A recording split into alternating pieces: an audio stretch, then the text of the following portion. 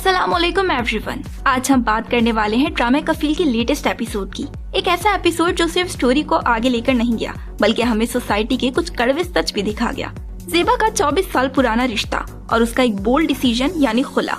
लेकिन सवाल यह है कि क्या ये फैसला सिर्फ उसका था या फिर उसने किसी मजबूरी के तहत ये फैसला लिया। आइए जानते हैं।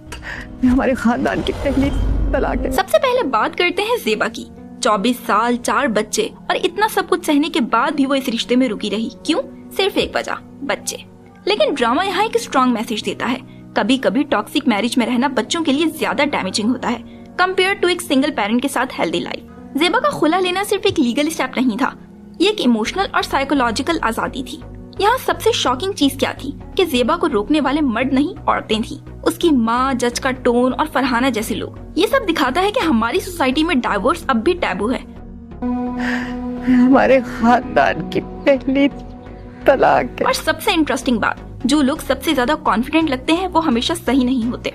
गुजर जाती है ना औरत की, जवानी तो जिम्मेदारियों में गुजर जाती है ना औरत की। बुढ़ापा अकेले नहीं गुजारा जाता, किसी साथी की जरूरत होती है, कोई अपना पास हो जिसके साथ की जरूरत होती है, कोई अपना बोल सके जिसके साथ उठ बैठ सके, दिल की बात कर सके, बोल सके, अपने दिल की बात कर सके। तो बुढ़ापे में क्या? हर ज़ेबा की लाइफ में एक सुमैरा होती है या शायद होनी चाहिए। सुमैरा ने ना सिर्फ ज़ेबा को सपोर्ट किया बल्कि ज़ेबा को उसका हक भी समझाया। कभी कभी फैमिली नहीं बल्कि आपके दोस्त आपको वो हिम्मत देते हैं जो शायद आपको खुद से भी नहीं मिलती। सुमैरा का कैरेक्टर क्वाइटली पावरफुल है। वो लाउड नहीं है लेकिन इम्पैक्टफुल जरूर है। ड्रामे का सबसे स्ट्रॉन्ग पॉइंट ये था कि इसने बच्चों की रियलिटी दिखाई। ज़ेबा को लगता था कि वो सब कुछ बच्चों के लिए कर रही है, लेकिन असल में बच्चों से एनवायरनमेंट से हर्ट हो रहे थे। ये रियलाइजेशन बहुत लेट आता है और शायद इसीलिए ये और ज्यादा पेनफुल लगता है। अब आते हैं कंट्रोवर्शियल पॉइंट पर। सुबुक, क्या ज़ेबा अब उस पर डिपेंड करेगी और क्या हर प्रॉब्लम का सॉल्यूशन एक अच्छा मर्द होता है? ड्रामा यहाँ एक इम्पोर्टेंट डिबेट रेस करता है।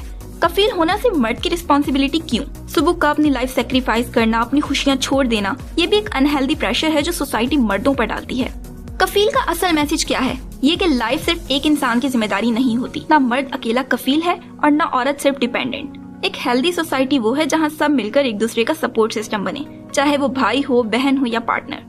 ओवरऑल ये एपिसोड इमोशनली हैवी था लेकिन रियलिस्टिक भी। ज़ेबा का जर्नी अभी खत्म नहीं हुआ बल्कि शायद अभी शुरू हुआ है। और सबसे बड़ा सवाल, क्या ज़ेबा अब खुद अपनी जिंदगी की कफील बनेगी? आप लोग क्या सोचते हैं? क्या ज़ेबा ने सही फैसला लिया और क्या सुबुक का रोल जस्टिफाइड है? कमेंट में अपनी राय का इजहार जरूर करें और मजीद ऐसी वीडियोस के लिए चैनल को फॉलो करना ना भूलें।